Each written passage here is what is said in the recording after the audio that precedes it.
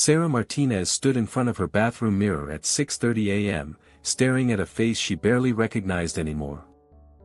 At 34 years old, she had become a master at wearing masks. There was the enthusiastic daughter mask for her parents, who expected her to take over the family accounting firm. The supportive wife mask for her husband, who dreamed of moving to Colorado for his startup venture. The devoted friend mask for her college roommate, who needed endless emotional support. And the ambitious professional mask for her boss, who piled more responsibilities on her shoulders each week.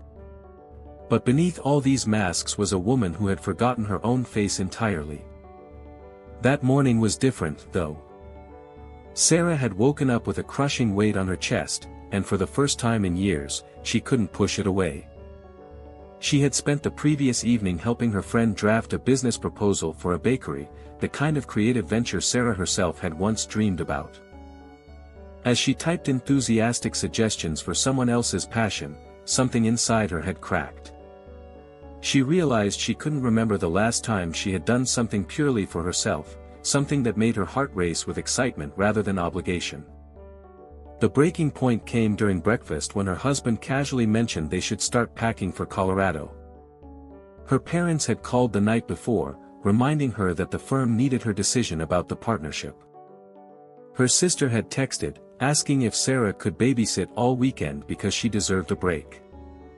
Everyone had plans for Sarah's life, and somehow, Sarah had become a supporting character in her own story. She set down her coffee cup and said something she had never said before in her life. She said no. Not an apologetic no, not a maybe later no, but a clear, firm, liberating no. The reactions were immediate and explosive. Her husband looked stunned. Her parents called it selfish. Her friend said she was going through a phase. But Sarah felt something she hadn't felt in years. She felt alive. She felt terrified, yes, but also exhilarated. That evening, she pulled out a dusty journal from her college days, filled with dreams she had carefully buried. She had wanted to be a landscape photographer, traveling to capture the raw beauty of nature. She had wanted to write poetry. She had wanted to live in a small coastal town and wake up to the sound of waves. These dreams felt almost silly now, whispered by a younger version of herself that everyone had convinced her to outgrow. But Sarah made a decision that night. She started small. She joined a photography club and spent Saturday mornings capturing sunrise instead of running her mother's errands. She enrolled in an online creative writing course instead of attending her husband's networking events. She started saying no to invitations that drained her and yes to opportunities that energized her. The pushback was intense. People accused her of being selfish, of changing, of not caring about others anymore. But Sarah realized something profound. Living for yourself isn't selfish. Living authentically isn't abandoning others. It's simply refusing to abandon yourself. 6 months later, Sarah's life looked completely different.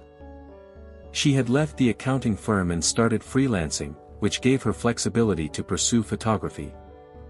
Her marriage had gone through honest, difficult conversations that actually strengthened it because she was finally being truthful about her needs. Her relationship with her parents was strained but more genuine than it had been in years. She had lost some friends who only valued her availability, but the ones who remained were true companions who celebrated her transformation. The most remarkable change wasn't in her circumstances but in her spirit. Sarah had discovered that when you stop living for others, you don't become less loving or less valuable. You become more whole, more present, and paradoxically, more capable of genuine connection. Because you can't truly give from an empty cup, and you can't authentically love others when you've abandoned yourself. 1 year after that pivotal morning, Sarah stood on a cliff in Big Sur, camera in hand, watching the sun paint the Pacific Ocean in shades of gold and crimson. She had just sold her first photograph to a travel magazine. It wasn't about the money or the recognition. It was about the fact that she was finally living her own story. She was no longer a character in everyone else's narrative. She had become the author of her own life, writing chapters filled with authenticity, courage, and the breathtaking freedom that comes from finally, beautifully, being yourself. Your life is yours to live. Stop waiting for permission. Stop shrinking to fit into other people's expectations.